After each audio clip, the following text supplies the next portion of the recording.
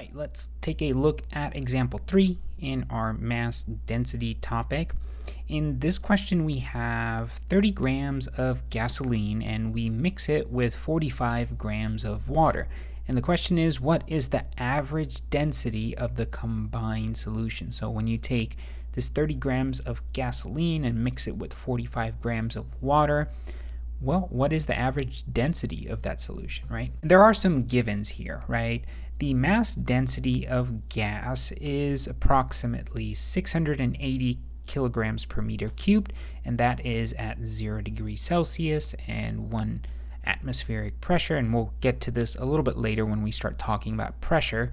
But for water, it is 1,000 kilograms per meter cubed. So just from these two values alone, you can see that water is a little bit more dense than gasoline, right? Because remember, mass density is how much mass there is per unit of volume. And you can see that there's more mass of water in 1 cubic meter than there is of gasoline in 1 cubic meter, right? So you might be thinking, Calvin, well, if the question is asking for average density of the combined solution, can we just take rho of gas, add it to the rho of water, and divide it by 2? Can we do that? Well, no, we absolutely cannot do that.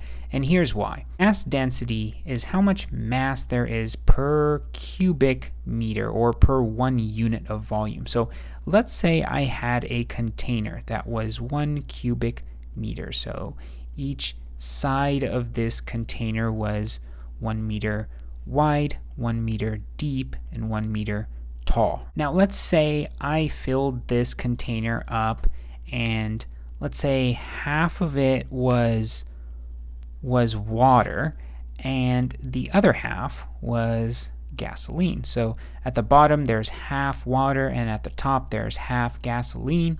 And let's say that the density of, let's call this scenario A, was some value, right? Just some value in this cubic meter. Now, what if I took that same cubed container and this time, instead of making it half and half, what if I filled almost 90% of this with water, and then the last 10% was gasoline?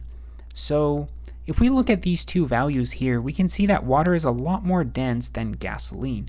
So because this cubic meter container has way more water, we can probably assume that the density of scenario B, which is this scenario right here, is a lot bigger than density A. And why is that?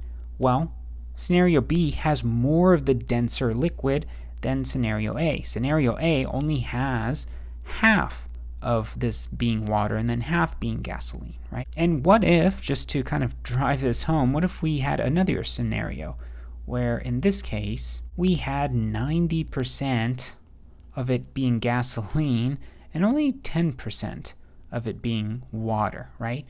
In this case, this solution would be a lot less dense than maybe this solution here, right? Because the density of gasoline is a lot less than that of water.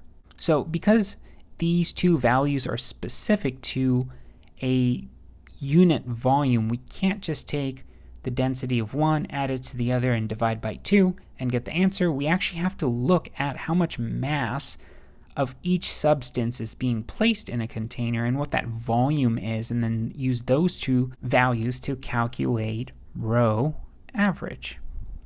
Okay, so let's do that. The very first thing I want to do is look at this mass average, or this mass density average. So rho average is really going to be the total mass of both the gasoline and the water combined divided by the total volume of those two liquids. So I think we can do the easy one first, this mass total. So I'm going to move this up a little bit and say mass total is really just the mass of the gasoline plus the mass of the water. And we know these two values, well, the mass of the gasoline is 30 grams. And then we add to it mass of water, which in this case is 45 grams. And this is going to give us a value of 75 grams. Or if we convert grams into kilograms, right, because those are the units of these densities, this is simply 0.075 kilograms. So that is the total mass. So we have one of these. Now let's get to volume total. Well, if you remember in the question, there's nothing about volume in the problem statement, right? We're only given the mass of both liquids and their mass densities. So we need to figure out how we can get volume total. Or in other words, how do we get the volume of gasoline and the volume of water, add those two together to get volume total? Well, we know that mass density is equal to mass divided by volume. So if I rewrote this another way, I could say that the volume is equal to the mass divided by the mass density, right? So if we multiplied both sides by V and then divided both sides by rho, we would get this equation. And this is really the same thing. It's just written in a little bit different form so that we can use mass and mass density to get volume. So now I can say that V total is really just the volume of the gasoline plus the volume of the water. Well, how do we get volume of each of those two substances? Well, using this equation that we found out right here.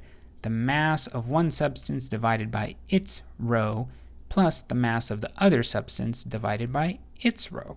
So we can do gasoline first. That is going to be, the mass of gasoline is 0.03 kilograms divided by the density of gasoline, which is 680 kilograms per meter cubed.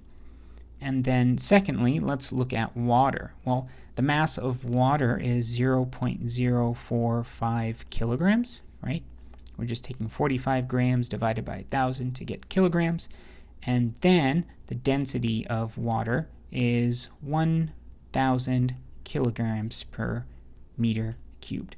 And if we do the algebra here, we get a value of 0.000891118 meters cubed. Or if we simplified this, this would be 8.91, I'll just say 2, times 10 to the negative 5th meters cubed. So that is the total volume that 30 grams of gasoline and 45 grams of gasoline take up combined.